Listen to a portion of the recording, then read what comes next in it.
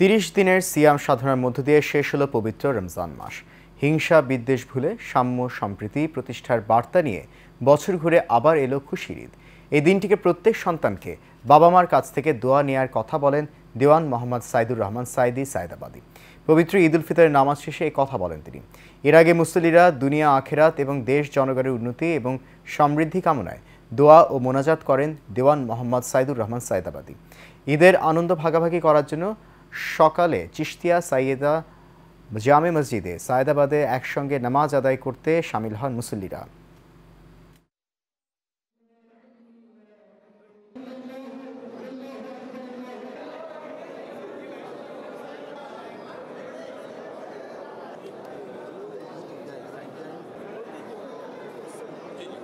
এক একের সাথে মিলবো, এক একটা ভালোবাসা নেব। সবচেয়ে বেশি বড় কথা হলো মা বাপ। প্রথমে গিয়ে আমরা মা বাপকে সালাম করব, মা বাবার দোয়া নেব। এই দোয়াটাই আমাদের সবচেয়ে বড় ঈদের পাওনা। এই দিন যে দোয়াটা আমাদের জন্য মা বাপ করবে, সারা বছর তো করে, এই দোয়ার দিন অন্য দিন হবে কিনা জানি না।